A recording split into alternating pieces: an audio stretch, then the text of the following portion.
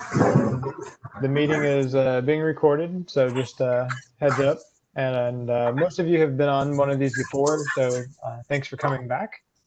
If you've not been on one of these before, this is part one of a two-part virtual charrette. The other part is a virtual town hall or a virtual workshop. It's on the same website as where we signed up for this. That is kind of a self-paced, on your own time. There's a couple of videos to provide some context, and then the ability to go through each of the objective and policies for this and provide comment directly on those. The other thing that we've added as of this week is now you can access the recordings of these video conferences that previously occurred from that website as well. So you can click on those and go back and see if you want to see what discussion happened at each of the previous ones. With that, I will actually just hand it over to Devin and Floyd to help facilitate the conversation for this video workshop. Awesome. Thanks, Artie. So here we are again. How's everyone doing this afternoon? Good. Awesome. All right. So, Maura, I think you're a new person to the table. Everyone else has been through at least one of these so far with us. So thanks for coming. Thanks for joining. This is beneficial to you. What we've done in the past is we've kind of looked at the map, and you should have the map pinned to your screen. That should be what you're seeing now. Is that what everyone's seeing? Okay, great. So Floyd, put your hands out there. So Floyd will be kind of working the map, drawing stuff as we do it. As we talk through things, Floyd will mark it out and show us. Floyd, do you want to do a real quick overview of the map for Maura so she can kind of get an idea of where we're at? I know everybody else has been through this, but I want her to be up to speed with where we're at. So that way, she knows as we get started with the conversation. Okay, sure thing. Well, this is the parcel that we're talking about. This black line here is essentially the boundary. It goes around. And so this is pretty much the area we're talking about. To give you some context, this is Roberts Road up here. And this is Mumford and Roberts School up in this little triangle right here. This is Buckhead down here. And this is I-10 right here. And this is the Miccosukee Greenway. And this is the North Trailhead up here by Crump. So that kind of gives you the context right there.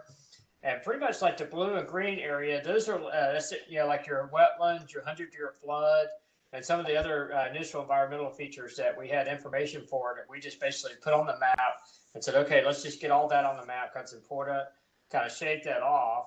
And then we kind of got the brown areas, the purple, and the orange areas. And those are the areas that are primarily kind of up for discussion.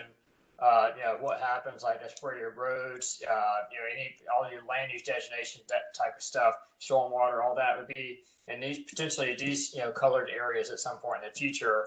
And then, of course, we had the perimeter proposed greenway. This is our greenways master plan that goes around the perimeter of the property with the idea that it would connect back to Miccosukee. And then this is potential I-10 overpass interchange, whatever that ends up being, over here.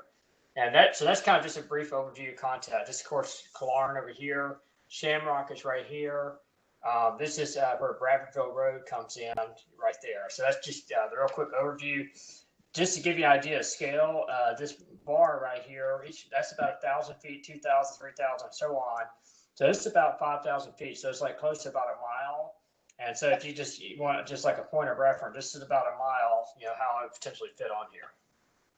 So, and with that, with kind of what Floyd's talked there, what we've done is we've just opened it up to all the citizens on to talk about things that they maybe have a concern with or something they want to know more about.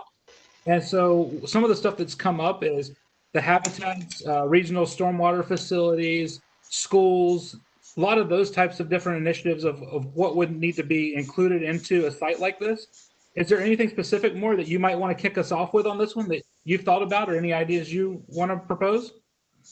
I wanted to ask. Go ahead. Sorry, that was a question for me from Moira. Yes, is that right? Correct. So let me give you a little bit of background here. I work with DEP. I'm in the Division of Environmental Assessment and Restoration, and I am the Basin coordinator for the Wakulla Basin Management Action Plan. And this project is inside of the BMAP, what we call inside our restoration plan area. And it's also inside the priority focus area, which has been delineated as a area of particular interest because of the greater impact it has within or for the spring in terms of nutrient loadings and all that. So we had received information about this project. Sorry, I have two dogs that are wrestling back here. We had the joys of working at home. We had gotten information about this project, and I saw that y'all were having these workshops. So I kind of wanted to get a little bit more information on there, because when these come through our come to us, kind of, you know, we give the folks who send that information to us just kind of and advise us to making sure that this, you know, the city or the county has to be aware that any kind of project like this could have an impact on the spring, and it could affect, you know, what else the county or the city would have to do to mitigate that impact. So I just kind of wanted to get a little bit more information as far as the project, if that makes sense. Awesome. Okay. And feel free to jump in at any point while we're having discussion, and you can unmute yourself. And with that, Jeff, I want to come back to you because you said from the very beginning you had a question. Thank you. I do. So there's a series of charrettes, and each charrette we have a fresh map, and we offer suggestions. Like the last one I was on, we talked about, you know, the stormwater. We talked about the wildlife corridors, what I called a regionally significant watershed environmental framework that has significant acreage and all of that. And it gets all, you know, we sort of sketch it on there. So what happens with the information from each of the previous charrettes, since it's not really an iterative process, it's sort of starting from scratch each time? And how will that information be used, and what likelihood will that information affect any changes to the current planning? Great. Artie, do you want to speak to that? Because I know you already mentioned that you've put those other charrettes on the webpage where people can go watch all those now to see what we've done. But aside from that, can you talk about the data collection? Yeah, for sure. So each one of these is basically a fresh map. Kind of the idea being, if someone wasn't able to make it to some of the earlier ones and they can make it to a later one, they're not starting without the knowledge of the previous ones. It'd be like if we had kind of one big meeting in person and then had everyone break into different smaller groups, have conversations, then you would kind of bring everything back together. So our plan is, after these charrettes, we'll put together basically a summary document that summarizes all the input that we've received through this and through the virtual workshop. We'll then start using the notes that we've been taking and the markups for this to look in to see what other like GIS layers that we might need, or what other information we may need to collect or pull together. And then we'll start putting together some recommendations on what we would change in the draft master plan. And then we are supposed to do another, hopefully in-person charrette. That was kind of the direction of the commission, though they kind of left the door open if the pandemic is not in a place where we can have in-person meetings safely. We'll propose kind of a strategy to make sure we reach out to people. But the theory is that in the in-person meetings, we will come back and actually have some modifications that we are proposing based on this part of the virtual charrette.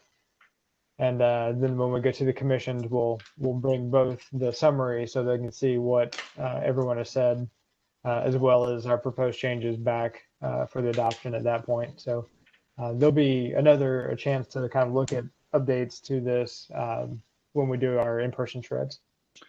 Just one quick follow-up. I guess part of my questioning is, you know, is it incumbent on me or us to bring up the same points in every charrette to make sure we have stormwater, and we have wildlife corridors, and we have, you know, the sort of linear connected park and greenways and trails component all on the map? Or is the fact that it's been done a couple times by us already sufficient for this process? I'm just trying to understand what the need is in terms of from your perspective? Yeah, we're going to pull together all of the comments from each of these video conferences together into one. So if it's something that we've discussed before, there's not really a need to discuss it again unless you've thought of something else you want to add, or if there's someone else on the group that may have something to add to it. But it doesn't have to be brought up at each one for it to count. You know, if we talk about one topic on one meeting and then something completely different at the next one, it doesn't negate what we spoke about at the first one. Okay, thank you. Just to add to what Ernie's saying there a little bit too, Jeff, I think that if we continue to build on all those things, we're going to have a lot more information than if we continue to focus on the same thing. And I think we kind of went over that a little bit this morning on some of the meetings, that we kind of started where we left off and just elaborated from there because it was some of the same folks. So anything that you guys want to elaborate on, I think that helps us as we're getting that information to take it out a little bit further. And having Commissioner Rick Miner on here with us too, he's getting to hear all that as it comes along, and he can pass that along as necessary once he's in the chambers. All right. Well, unless somebody else wants to start, I'm prepared to offer a new topic. Okay, go. You go first. I've got mine. You've got yours. Okay, so as we think about Objective 4, which is sort of the urban forest plan and how that was supposed to correlate with the city's urban forestry plan, what's the thinking on that? Especially, so one of the things about the master plan and the PUDs is we don't want, for all the things we're discussing, we don't want PUDs to be done in isolation and not in continuity and connection with each other. And the master plan should provide the guidance that each PUD would have to comply with to ensure that we have all the wildlife corridors, the wetlands corridors, the stormwater stuff that we've already talked about. But the forestry plan would also be another piece of that would need to be thought about, not PUD by PUD, but writ large the entire arch property. And that each PUD would then have to do their part to incorporate all of these things as opposed to each one's on its own. Yeah, can I elaborate on that? Sure.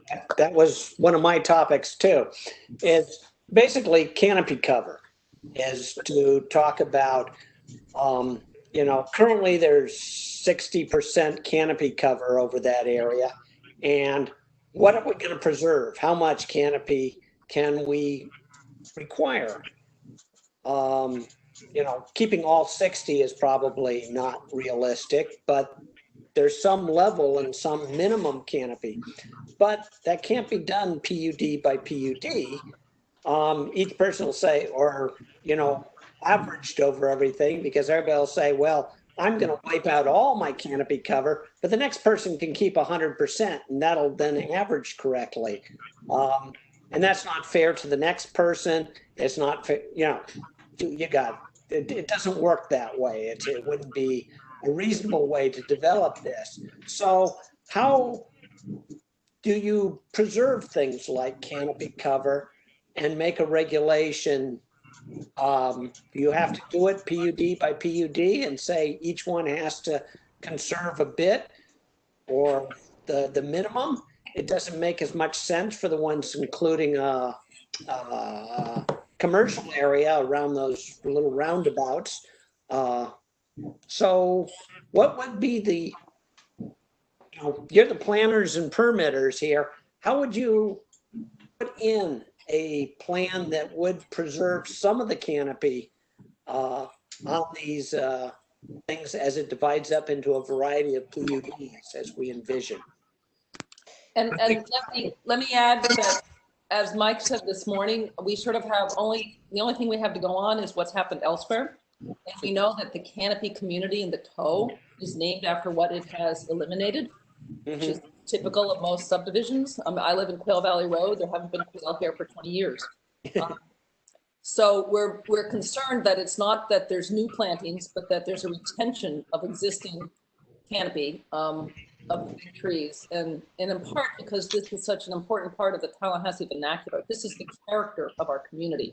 Exactly. And the topography.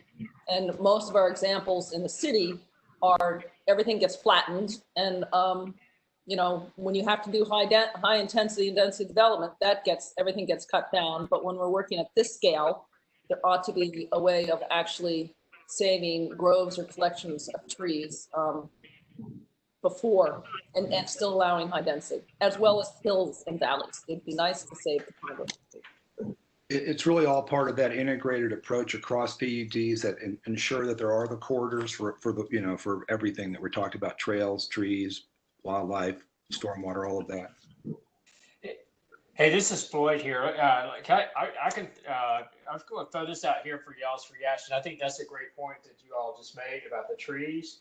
And just for example, like if you go, I don't know if any of y'all can pull it up right now, but you go on like an online tlcgis.org, you get a 2020 aerial. For example, like this area right here, can everybody see my hand okay? Yep. Yeah, like this area right here is mostly open field. And like a lot of this area down here is mostly open field. And you might get into an area down here, like this area here is fairly wooded. Mm-hmm. And you know, you kind of get in the area here, just got a patch of woods here. And you get over here, there might be a big open field over here. So I think, you know, as we get into that, I think that's one of the things you kind of look at, say, well, yeah, if there's a big open field, maybe, all right, that would be less impacted. Concentrate your grading and building, all that, where there's already open field. And if it's like dense woods, and that maybe gets integrated into, like, you know, some of your wildlife corridors, open space, your passive trail recreation, you know, that kind of stuff, where it's like it's a set aside that comes along with doing stuff in this area. That might be one way to look at it. What's y'all's reaction to that? That's great. You're sounding like you're arguing for a broad natural features inventory. Yeah, and that's where NFI would come in and assist with that process. But not the NFI at the PUD level, because that means it still got this problem of not knowing how this is going to get built out in terms of expanse of the PUDs, where there's small and many of them. This is, and I hope that Florida Wildlife will actually provide some of this data. But things that are like a minimum capped, I mean, so you've got some areas that are open field, they don't have to keep canopy cover. But if the original canopy cover is over 50%, they have to keep 30% canopy cover. And I'm just making up numbers. I'm not sure what is a reasonable planning thing there. But you might have it triggered off the existing canopy, of course. I mean, we're not saying they have to create a mature canopy because they're building in an open field. But if that's what they've got there is a mature existing canopy, they shouldn't wipe it all out, because that's the ones we all point to as stupid development and laugh at. And we can give you a list of names that we all laugh at as really destroying the character of the land and the vernacular that's Tallahassee.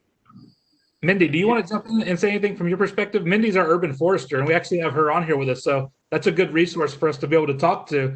So, Mindy, can I give you a chance to speak on it? Yeah, I think Floyd was right on with what he was talking about, where we try to concentrate development in areas with less canopy now, but those areas would also be opportunities to add canopy through replanting, because there would be required trees. Street trees, vehicular use areas like parking lots have tree requirements. So we could look at that as opportunities to add canopy, knowing that in the more densely canopied areas, we are going to lose some trees. So there could be a canopy goal for the whole thing. I think that'd be hard to apply. But when you talk about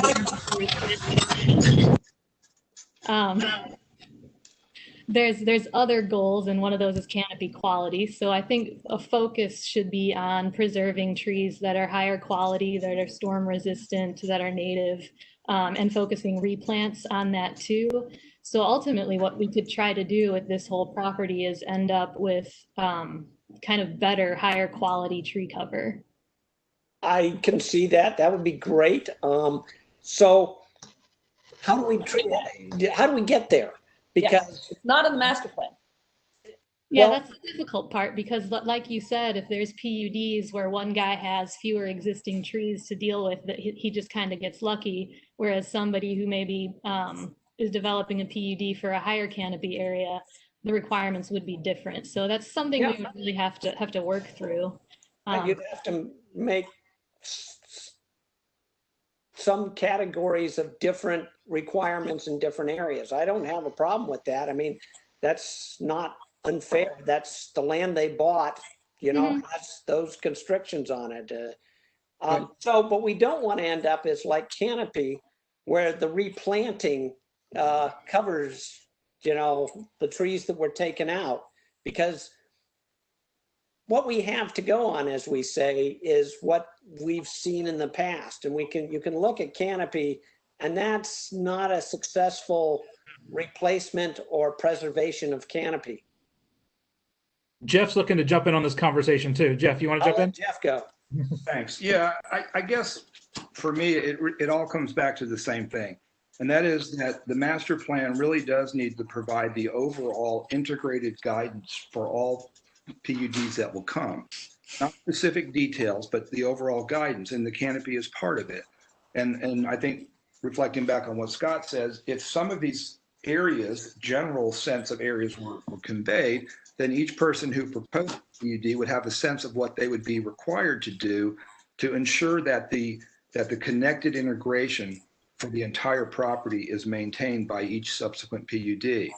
So it would, developers would have, you know, a clear expectation on what a specific section that they would want to develop would entail in order to meet the requirements for the stormwater, for the trees, for the habitat, for the urban forest, and all of those things. So I think that's what we were trying to get to happen, is to have enough guidance so that each PUD gets understands what they're going to contribute to the overall property. Right. Yeah, it's very well said, that we have something that coordinates holistically over all these little PUDs or big PUDs, but is matched to the sites that exist and that those natural features that are on the ground now.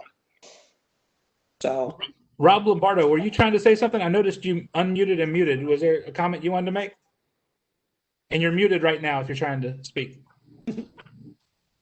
I do want to agree with Scott with his comments. When we had an opportunity to develop the Greenway back 20 some years ago, we worked with a urban forester who is now consulting with organizations like Powerhouse, figure out what they want to do with the lay of their land. And it was very clear that the exceptional planning that went into the original Welaunee to keep the mix of forest and open spaces really was the game plan that they wanted us to consider as well. So I think what Scott and Jeff are talking about is absolutely important. You don't want to go through these beautiful live oak stands and start cutting trees down that you're going to replace with an inch wide, water oak. That's not acceptable. So we have this beautiful property. We have some things that are absolutely irreplaceable, and we need to try and preserve them. Thank you. Thanks, Rob. Yeah, and Rob, that actually wouldn't even be allowed today when there's a credit debit system. So you're really not allowed to plant lower quality trees when you remove higher quality trees. Yeah, but the credit system still allows you to pay into the tree bank and cut everything. I mean, that's, at least if that's not true, it's hard to explain it when you look at city development. And the tree bank is lower quality. I'm sorry. Well, they're smaller. They have to be smaller by definition. So how do we prevent it? I mean, if the PUDs here rely upon the city tree program, it's not going to work very well, I don't think. And that's what talk about canopy, not just number of trees and stuff. Replacing a large tree with 10 small trees does nothing for canopy. Exactly right. Talking canopy, not number of trees or diameter or anything else. That's what really makes the character, is having a spreading canopy. That's what you think of when you think of a treed area, not a couple of little individuals stuck alongside a road. Mindy, a question for you on that. How long does it take for one of those new trees to actually become part of this canopy, and how does that percentage start to be incorporated? There you go. Good question. It depends on the species, how fast they grow. Typically, when we talk about higher quality trees, we're talking about some that grow a little bit slower because they need time to develop strong wood. But they do grow faster than people think. You know, live oaks can reach a good mature size in 50 years. So the new trees that are planted, they do contribute to canopy over time. Trees grow. So I think what we're looking at here is some combination of preservation and replanting. Another question for you, Mindy, just kind of along the same lines as this, and sorry to put you on the spot, but I think it'll help us all kind of understand a couple things. So you're going to have trees that are hitting the end of their lifespan within the canopy that's already out there. That's really hard to define. Yeah. But if you're getting to that point, how do you kind of balance that out with which trees you are getting to that point versus new trees? That usually gets worked out in environmental permitting when you're looking at the trees that add the most value to the site, if there's one that is near the end of its life. And we can't say generally, no, this blank years old is near the end of its life, but you can look at the individual tree and see, is this going to add value to the site, or is this going to be a safety hazard in the next few years? So that's typically something that kind of gets worked out in environmental permitting on really a tree by tree basis. So we're talking about a couple steps before this. I mean, it's one thing to have urban trees, the trees along the street, the trees next to the house. Mm-hmm. But the problem that happens, and I just have never seen this well resolved, is that I think we talked about a little bit in the morning, there's an open space requirement. So some set of land gets set aside and it's not touched. You know, and around here it can be any combination of you know, whatever hardwoods and few pines were left on these upland sites in the Northeast. It's not that once in a while, a few individual trees get picked out and protected. But to a large extent, there's a tree bank. And so a developer can pay into the tree bank and clear the site. I mean, that happens over and over and over again. Now, I know that doesn't necessarily happen on the scale of 4,800 acres. That's going to be too expensive to clear that. That's not what's going to happen. But if you look at the canopy community development, they had some open space and fields to start with, but they also just cleared everything and then planted new trees back. Now, I think that's probably necessary when we're talking about, you know, a net density of 6 to 8 to 10 units per acre. I get that. You end up with streets and trees, and you put trees, and you build an urban environment with a new tree system that will eventually give you some canopy for an urban environment. We're not talking about forest canopy. But this is so big, and we have some really important habitats here, and I'm not just talking about in terms of what we preserve as our parks, but how are we going to make it so that there's areas in which it's not just individual trees that get preserved, but the populations do, of these mixed age stands, copses of trees, you know, collections of, I don't know, half an acre here and there, places where there might be a few individually really nice, beautiful trees, and then the stuff that grows around them to make the next generation of trees. I don't see in the city's tree plan, you know, one of the counties, that any of that really happens. And this is such a big, valuable area. And it's supposed to be the iconic development of Tallahassee, which means to maintain the character of our community, which are these large trees and the collection of stuff that lives underneath them.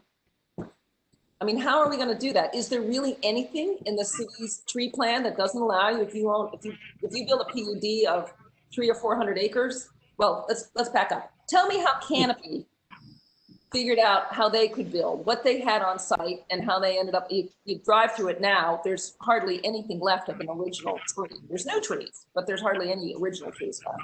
So how was it decided what they could cut legally? I know they did some illegal cutting, but what they could cut legally versus what they could retain, not what they had to replant, but what they had to retain. Mindy, is that more of a question for John? Do you think we should bring? Yeah, that's more of a growth management question. Okay, John, would you mind speaking to that, or is this a resource that we could talk to on that? Yeah, that may be one we need to circle back, just for my own lack of involvement on that specific element of canopy. All I would guess on that is, because I'm not sure off the top of my head if canopy had, kind of goes back to what we were talking about this morning, Pam, about having like where some large projects have a like conservation areas that are set aside before they even start doling out land for development. And you sort of work off that premise, which I think is sort of maybe a good method for what we're talking about here in terms of, so then the things that, like a stand of trees that we think need to be preserved, that's already done before anyone's even looking to buy the property, sort of thing. Yeah. And they're working around it from there. But yeah, for canopy specific, that's something I can circle back on, but I don't know that off the top of my head, other than getting down to what we've already referred to as the plat by plat, where they're taking credits and debits and working through that process in that way. But in terms of the mass grading and everything like that, I'd have to look back in canopy, and certainly I will, and see how that was done there. Well, Just that for pros and would cons. help us understand, I think, if we saw one of these examples go through. Yeah. Are Sure. we wrong to say that when it comes down to the platting point, so now you're doing site design, Right. that a developer can say, I don't want any trees. I want to take down what's there and build and then plant new stuff. That they are allowed to do that. Right. Unless it's within like a protected area, like a wetland or something like that, or So all upland forests can be taken. all right, all upland forest, unless it's an exception. Am I saying, Mindy? Exceptional specimen. Yeah, there we go. Then, Okay. then I think that's the only instance where you can't touch it regardless. What's it called? An exceptional what? Specimen. Oh, so that's an individual tree, but that It's an individual tree, right? In their NFR. Right. You're right. So with regards to upland, yeah, I don't think there's anything that protects a stand of trees, so to speak. And Mindy, are exceptional specimens just state designated? Am I wrong on that? I feel like Rodney said that. No, you're thinking of state champion trees. Exceptional specimens we can designate just by inspecting it ourselves and saying that this is a specimen that's above and beyond what we'd expect to see from a normal tree of that species. I got you. And it's pretty rare. So I think It's pretty rare. I was going to say, Yeah. how many exceptional specimens do we have designated in the entire county? That's a good question. 5? I'm sure there's been many over the years, but overall I couldn't say. 110? I don't know. I've only been here 3.5 years. They really get sort of designated one project at it. So there may be some that are just out there and haven't had any conflict with them. But the only one I can think of one. But that's Do we keep a record of what we've designated as exceptional? Probably. Rodney would have some of that, right, John? Yeah, our biologists would probably have that. Hey, sorry, guys. Floyd, I noticed over in the legend you have 7/8/20. I think it's 7/7/20. Oh, okay, my bad. Here, watch this right here. Yeah. There you go. Okay, so I feel here then, and I think this makes sense, is that there's at least 2 or 3 scales here for protecting the vernacular character of Tallahassee, which includes trees. There's the green space and open space. Now, a lot of the open space preservation and conservation is strongly focused on wetlands and floodplains. But particularly if you notice in the upper east side, this is a red oak forest, which is, according to the signs inside of the Miccosukee Greenway, is considered, let me see what it says. It's it's the forest that people most like to build in. It's also probably some of the rarest forest around because there's so little of it because we built on it. And Where's that at, Pam? You're saying that's over here somewhere? This is a sign in the Miccosukee Greenway. So it's a Greenway. It's right across the street from. So as you come out of the Greenway and you do the first crossing on Miccosukee, it's in this. So it's in this land field. You can't see right. It's right there. But it's related. It's going to be the same forest type that's all. That's the crossing. Right. Yeah, there's a sinkhole depression there, and there's a lot of red oak and Magnolia Beach. No. This is upland. This is on a ridge. This is like the second corner down from the road crossing. Well, let me just, I'm going to read this to you guys because this tells you of the types of things that we have in this location that are important. So, It's not where it is. It's on the other side. It's on the east side of Miccosukee Road. Well, no, Jeff, it's actually all it's all scattered throughout the northeast of Welaunee. It's a habitat type that's all over the place. The sign is about directly above the S in Miles Johnson. So what it says is that that Tallahassee Red Hills is most known for its longleaf and wiregrass community, which we know is now very small. But the North Florida Red Oaks Woods, which is what this is, it grows on fertile upland soils and explains the motivation of Native Americans and Europeans, i.e. us, to convert such forests to cultivated fields. And the Miccosukee Canopy Greenway thus has the enviable opportunity to conserve and showcase this now rare. So I would say one of the wonderful things about Welaunee, and that's what we preserved in the Greenway, is that a huge amount of this area is this red oak forest. And it's what we always cut down to put our houses in. Mm-hmm. So I think that this is as before, this is the beginning of really identifying habitat types, natural tree population and habitat types outside of the wetlands that need a degree of preservation. Right, so we talked about that's the first one. And I can think of the lowest level as being when we build the lowest level. The most intense site plan level is when we build a city street and we put trees along it. What I'm sort of trying to understand is this in-between part, which the exceptional specimen tree isn't going to work.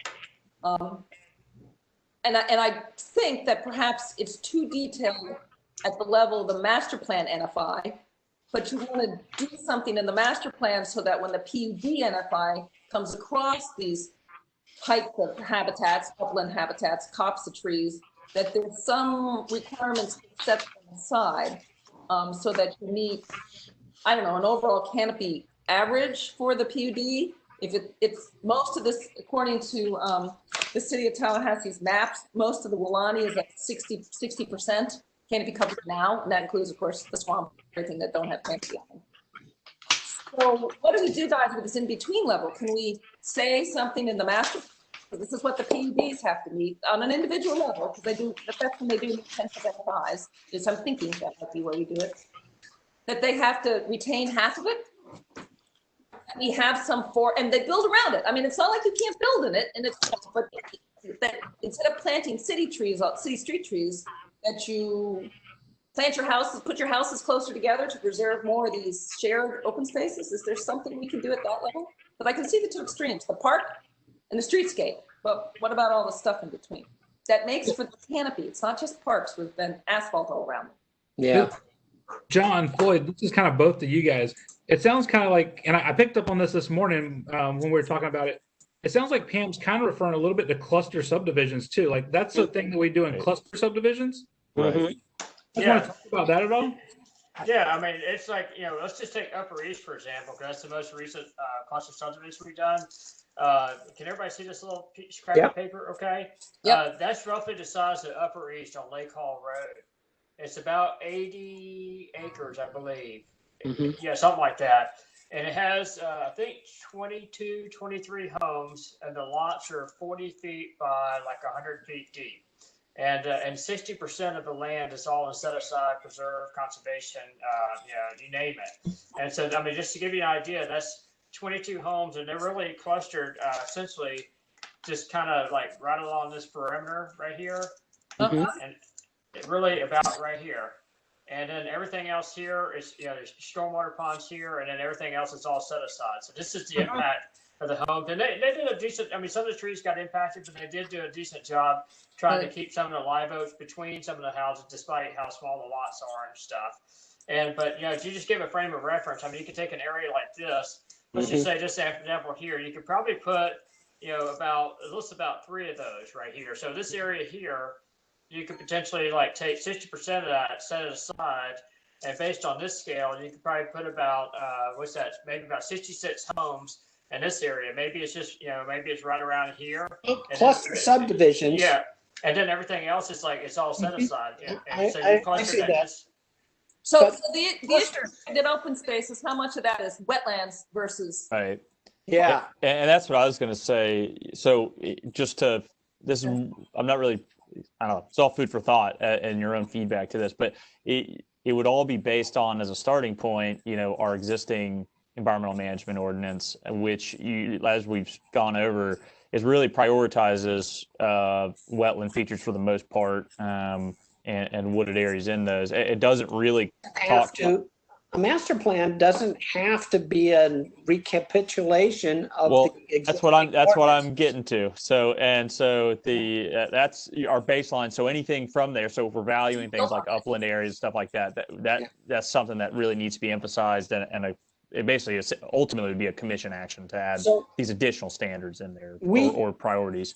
Well, that would be the adoption of the master plan, would be additional priorities, and things like a requirement of a canopy we can suggest can be satisfied by conservation subdivisions, but there has to be that requirement in the master plan that pushes it towards these kinds of solutions. So the solutions, I don't want to get into saying you have to cluster, you have to do it this way. That's too much specificity.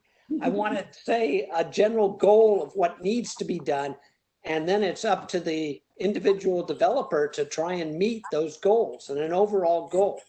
I want to hijack because I have to leave at some point here, and some people are going to really love trees and want to talk about them forever, but I want to go to, yeah, that's you.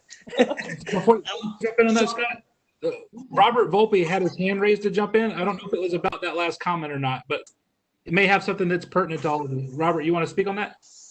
Sure. Thanks, Devin.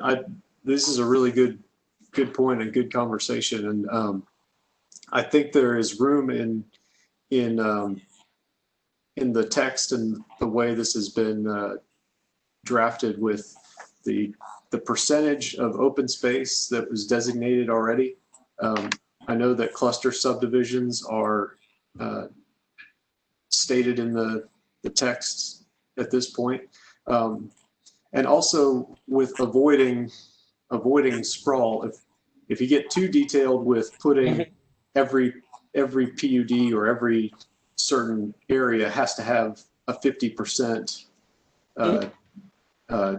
canopy, you could have the unintended consequence of pushing to larger lots spread out and spreading services. So from an overall standpoint, I think this is a really good conversation and could be something that could be implemented. And that's why you need the master plan to show where you don't need to preserve canopy, like it doesn't exist and stuff. And that this is the ability to have things that cover all the PUDs and not say every PUD has to have each individual meet this number, but that with the master plan will meet the goals, not each PUD. I agree completely, I think. What I wanted to talk about was some conserving topography as well as canopy. That topography is really the thing that makes Tallahassee different than Orlando. We like our hills and slopes and such as they are. They're not mountains, but you know, these are important things. And a lot of Tallahassee will put a retaining wall and fill up a slope and make the whole thing be a flat, awful place. And the corner of Miccosukee and Capitol Circle is a prime example of that. And I'd like to see some rules of, and I'm not talking about extreme slopes or whatever they're called that are conservation areas and you're not supposed to build on that. But the slopes in between that give a place character and vernacular and all those other wonderful buzzwords. We know how to build on hills. Even in Tallahassee, we know how to build on hills. I mean, nationwide, we certainly do. But developments like some of the buildings that have gone up on Bradford Road, where they've sloped it down the slope of apartment buildings that, you know, are split level essentially, but they stagger a story every so often. And to be able to preserve that is almost as important as preserving the canopy, as might be heresy to. Well, as an example, I live in Woodland Drives and my lot has 14 foot of fall. Yeah. That's a lot on a you know, less than half acre lot. But the house is built to, you know, in conformance with those slopes. That I've got, you know, 3 very slight different levels through the house, and it flows, and it really is nice. I mean, and I do take some exception to the mountains. Sometimes when I'm running up hills in Tallahassee, they float the mountains. But anyway, Yeah, that's a good point. And, keeping the natural grades more or less as reasonable does preserve the integrity of the hills and then rollingness of our topography. And some developments have completely leveled, and that's sort of not an attractive style of building. Floyd, I know this is something that I've had a conversation with you about previously, talking about, we go to other places and we see that where people would build with the slopes. Do you have anything in your background to show examples or an example you can talk about of something like that locally? Yeah, I mean, that's one of the things that, we pitch all the time when folks come in is try not to just, mass grade the site and just, you just do a major cut fill operation where you just put a retaining wall at one end or the other and either fill or cut. But, there's lots of opportunities to be had from doing exactly like the split level. It works well for apartments. We pitched it to be created with, homes and things like that. And then also, and just the general site plan layout itself, which way you orient the lots. Because generally nowadays people do pretty skinnier rectangular lots. If you step the lots down the slope versus running them perpendicular slope.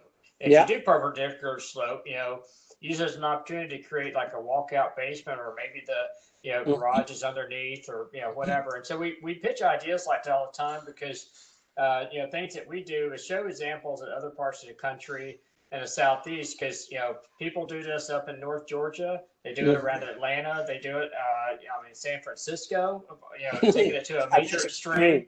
And then there's opportunities. You look at regardless of what everybody's opinion is, you can look at the Cascade mixed use project downtown.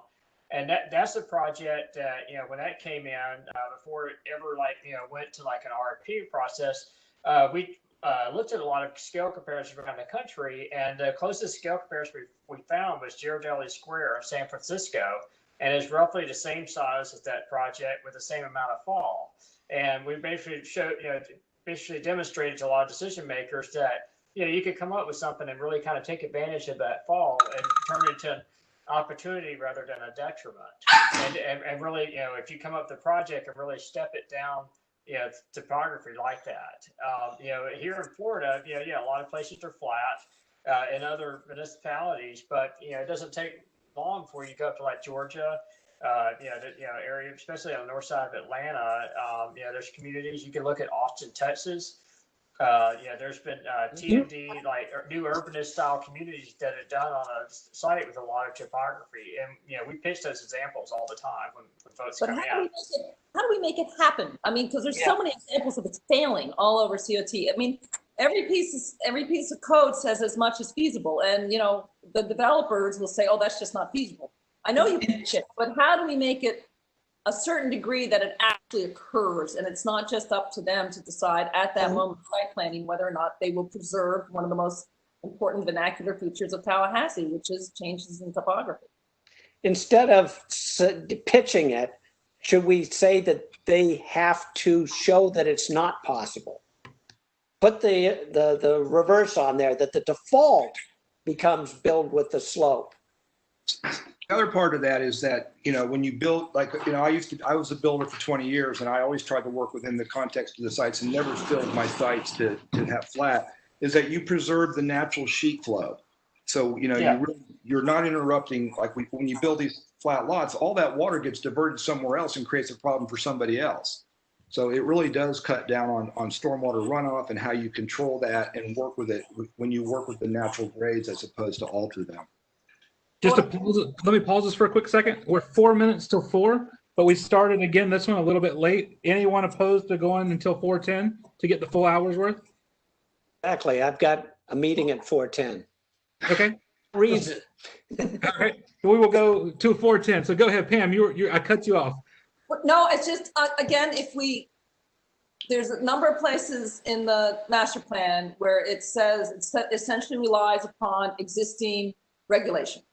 So it's not repeated in the master plan, of course. But if we rely upon existing regulation, we get clear-filled sites and we get flattened sites.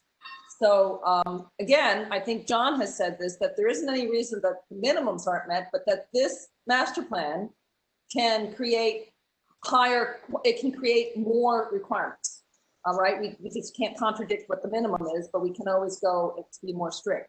So And then I know we're gonna have this problem of where this happens at the PUD level or the master plan level. I have the sense that a lot of the topography stuff is really at the site plan level. So that has to be at the individual PUD level, but still there has to be some language in this master plan that says, when you do it at the site plan level, you still have to retain the topography instead of as much as feasible. I mean, I don't know, guys, how you write that language, but I know what we have now doesn't result in the vast majority of the time of having the topography maintained. We have some. I mean, you can see pitching it, but there are a lot of people who are resistant to pitches of something different than how they've always done it. So there needs to be strong encouragement with a little bit of backup. As I said, if they can show that it doesn't work that way, that it's not feasible. And that's why I wanted to put it in the negative of unless they can say it's or prove that it's again, the master plan provides the guidance and integration across the PUDs, not the specific details of it. I do have one other issue when we're ready. I think it's relatively quick. If I could do that real quick. I'm wondering about, for instance, we have Moira here. She's with the Basin Management Action Plan at DEP, the Basin coordinator. I guess that's Tom Frick's shop if he's still there.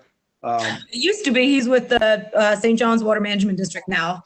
All right, I worked with him on a bunch of projects over some years. Anyway, sorry, just kidding. I do like Tom a lot. We do. Have agencies like DEP or maybe FWC on wildlife stuff or other agencies submitted comments on this development? And if so, can how do we access those comments in letters or information that you've received or from other state agencies on the amendment?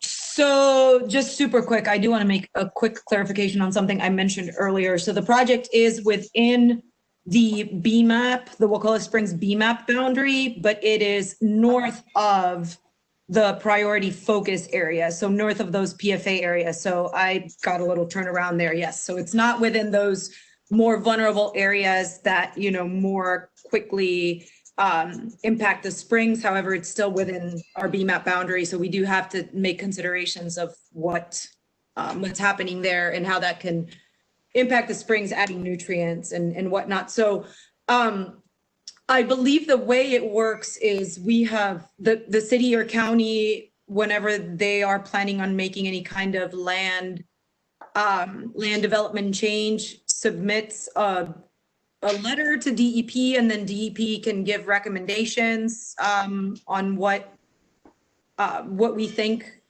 regarding those changes. So I think we sent the city or the county, probably the city. Yeah, we sent the city. Well, not directly the city, but we sent our DEP folks who get the letters from the city. We sent them a little blurb of kind of what we think should or shouldn't happen, and I can access that and send it to you all. I'm not sure which one of you would be the best person to send it to. That could then probably distribute it around. But essentially, it's language to the effect that we have this Florida Springs and Aquifer Protection Act that has identified certain requirements for areas that are around our spring sheds, and we have to take into account any kind of activities that happen in these areas, particularly if they're in the priority focus area, which in this case it's not. But this project being located where it is, then it has the potential to affect water quality. So we have to make sure that we are mitigating that however best we can. But I can get you the exact language that we sent to them. Artie, do you have that document already? Yes, I got it at the end of last week. The comments from the different review agencies started coming in. Just send me an email so I don't forget, because I have a couple of other meetings later this evening and tomorrow. I can forward that on. Okay, great. So as I understand it, it's more kind of like a recommendation and hey, just be aware that this is a project within a BMAP area, and we do have to make sure we're mitigating any kind of impact that changes in land use and development could have, particularly in terms of wastewater and, septic tank, sewer connections and all that. That's a big issue when it comes to our septic, our springs, and then anything related to fertilizer and urban, turf grass and all that as well. Right. Okay. I want to see if Rob Lombardo has any questions. He's been kind of quiet on this call. Rob, is there anything you want to add or any other questions you may have? And you're muted right now. You'd have to unmute. No, I'm very interested in the comments, and obviously we don't really know what the decision making will be about how you integrate this stuff, but everything keeps come back to how you apply these across multiple PUDs, and everybody's scratching their head about how this is going to work. So, can you at all give us some idea about how you're going to take this and pass it forward? Artie, you want to answer that? I can try. I think that's one of the things that we'll be looking at as we go back and evaluate the conversation thus far and over the next couple of shreds. And when we start working on kind of applying the information we've received and the feedback we've received, making sure that it's something that coordinates the different PUDs will be one of the main goals. Yeah. Thanks, Ray. Hello, Artie, Devin. Oh, is it? Yes, Mr. Miner, go ahead. Hey, thanks, guys. Regarding your question, I think it was Jeff that asked that question. One thing that I want to do going forward is take the input that has been discussed at these charrettes, both the ones up to date and the ones going forward. And what I want to do is talk to my colleagues on the commissions that I want choices presented to us. When it comes to the green space, when it comes to some semblance of a stormwater master plan, I know we can't get detailed with that, but I want something that is that gives us a sense for how we can regionalize some stormwater ponds that benefit not just the developers, because they can divert more land for development if they have stormwater ponds that are regionalized, right? Yeah. It helps with the overall appeal. It also helps with the overall appeal of the property. So, I mean, those are examples that I want myself and the other commissioners to have those types of choices when it comes back to us, so that we can have those discussions with the public available. Artie and his team are doing a great job. They really are. They're really doing what they've been asked to do. What the two commissions have to do is basically ask Artie and his team to give us some options so that we can have discussions for those options in the commission meetings, as well as having the public join us with those discussions. And then we vote on the options that seem to make the most sense. So that's my position. That's why I'm going to a lot of these charrettes, because I want to try to get as much detail as I can on the type of options that I want to see coming back to us. So can I ask Rick a question? Yeah. So, Maddie. what Gary's saying is it's not so much that you want to, at this stage, see revision of language, but for instance, to have whether or not to have a discussion, maybe not even a decision necessary, but a discussion of what level of control needs to be in a master plan to get regional stormwater ponds, or what other information have you guys presented so that we can figure out how to develop a greenway plan? Is that, you're not asking for revision language right now, but sort of the higher level investigation questions? Yeah, I think, from my discussions with people on all different sides of this, it seems like what I would like is something more detailed than the current master plan, but less detailed than the master plan that was drawn up for the Welaunee Tow. Mm-hmm. That's a wide spectrum. Yeah. But somewhere in that spectrum, on both ends of the spectrum, there's that sweet spot that we as a community want to arrive at. And I think with Robert Volpe, speaking on behalf of the family, I get the sense that there might be some consensus on Robert's side as well, to find something that's some sweet spot in that spectrum that we can all agree on. That gives us more detail as a community on what we can look for going forward. And I think it also satisfies what the family might want too, in terms of having a legacy that they can leave for the people that live in this county. Did you answer your question, Pam? No, that's it. That's it. I will say, can I say one thing to Maura? I go. You know, this is all going to be on city sewer, so that's not a problem for the wastewater. I think the other issue is the stormwater management, and whether there's sinkholes here and whether or not things will perk too fast. Because if they perk too fast, then they don't get held above the aquifer long enough to treat. And that's going to have to come with lava maps, for instance, right? I would suggest the lava map might be the most useful thing for that. Right. I mean, thankfully, this is north of the Cody Scarp, so it would take a little bit longer to get to the spring or the different vents, the different spring vents, but you know, it's definitely within the contributing area to Wakulla Spring, so that's all something to consider. Absolutely, Pam. So when we're thinking about stormwater, and I know that the wastewater just isn't that much of an issue because why it's going to be dumped south of the Scarp, it really is in the city's stormwater sewer system, which is really good. So I think to add to the stormwater master planning is the lava map. I had sort of forgotten about that, but it's worth looking at the topographies to identify catch basins. I mean, I don't know where they are, but I would suggest you guys that that's a layer you need to add to that. Okay. I see Scott has a question. I know we got about 2 minutes left. So Scott, you want to wrap it up? Gotta go. You guys can keep going, and I'm just going to throw this out here because maybe for the next discussion, and I'll try and show up at another one sometime. So a lot of what we're thinking about and coming up with problems depends on the size of the PUD. And so, you know, it's very different if I've got somebody putting up a 10-acre PUD and 12 houses or something, or if I have somebody putting up a 200 or 400-acre PUD in here. And I have no idea, you know, how we're going to do this. And possibly there should be a minimum PUD size because we have this problem of de minimis. I mean, somebody with a small 20-acre PUD isn't going to want to put up a lot of stormwater or fire station or any of that. I mean, it really doesn't apply on some of these things. And the same with percentage of canopy and building on slopes probably should apply on all sites. But we probably, it'd be nice to have PUDs that were more than 500 acres, 200 acres, I don't know, but some sort of minimum PUD size.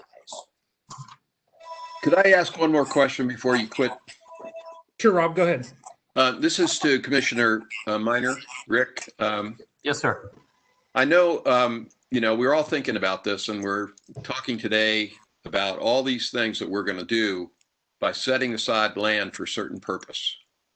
How is that land going to actually be set aside? And I'm thinking that this is going to be probably a deal breaker in many ways because of the amount of money that's going to take to set aside a canopy, set aside these, you know, connected greenways and so forth. And, you know, this is all going to be handled at the commission levels. And you're going to be the person really that we're all going to be hoping will come up with some solutions. But if you have any thoughts on that, I'd appreciate you sharing those. Thanks. Sure. Thanks, Rob. And I purposely have not been too involved with the discussion in these charrettes at this stage, because I want to hear from you and others. But I think there are ways where we can, as a community, come up with some approaches that move us toward what we want as a community without. It's that sweet spot I was telling you about before. You know, whether cluster development has a role in that or not. If we cluster development, that creates more open space within a PUD. If we have a regional stormwater plan where the stormwater pond may not even be in the PUD, but because we were able to consolidate the stormwater needs and put that into the whole Welaunee region, you can have PUDs that don't have any stormwater pond because they all kind of filter down toward those regional ones.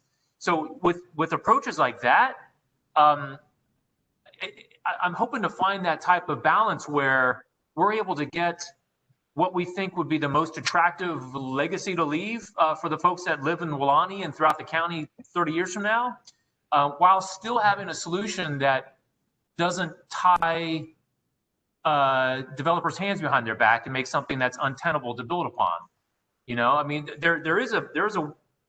I hope there's a way to find those two different things and make them both true.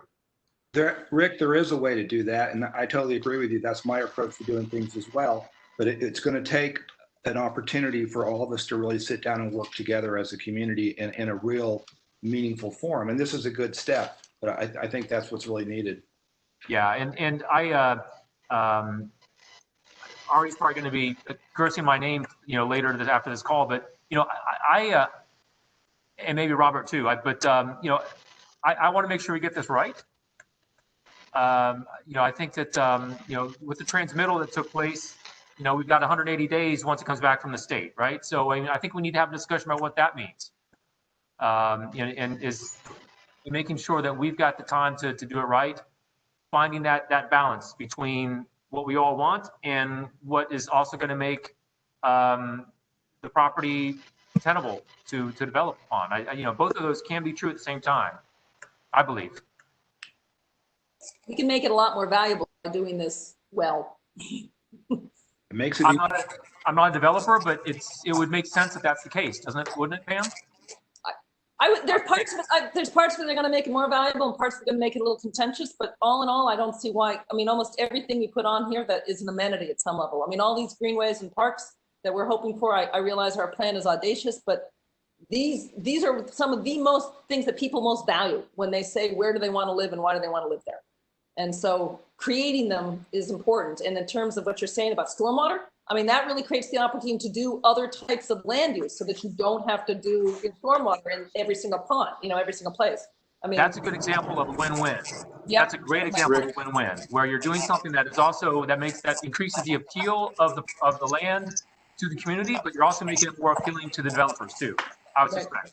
And it is possible to do that because you're going to provide the guidance and the input you need. I mean, it's really not. It's doable. St. Joe's doing. Is that me or somebody else? St. Joe is doing 100,000 acre development and over 50% of the property in conservation and land protection. It's still a very viable community economically, and it's developing it. There is that sweet spot, and all over the country they're doing. Robert Volpe looks like he's wanting to make a comment as well. Give him just a second. Robert? Thanks, Devin. I have to raise my hand because I don't have video on. These are all great comments, and I really do think that Rick, you make a good point that on a master planning scale, infrastructure has to be done in large scale as well. And the large major roadways, the major regional stormwater ideas, percentages of set aside of open space and stormwater. We already have a stormwater easement that runs through the middle of this property. So those are all very good points that have to be committed on a large scale up front so that they don't end up being the burden of a individual PUD developer or something like that.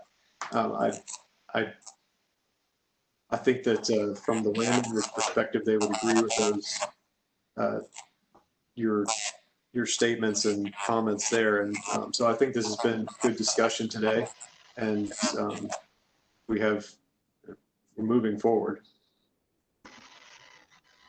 Thanks, Robert, and thanks for that follow-up. We are at 4:16, so with that, I'd like to say Artie does have the second part of this. Just a reminder, it's available on the same website where you signed up here with the survey. If anyone wants to go and fill that out and provide more comments to us, we'd really appreciate it because that helps us as we move forward in this process. And thanks for you guys all continuing to be on the calls and giving us your input. And Rick, thank you again for being on all the calls. It's really helpful as well. Thank you. Appreciate it, y'all. Have a good evening. Thanks, everyone. Yes, have a good afternoon. Bye, everyone. Bye, Maura. Nice to see you. Yep, Pam, you too.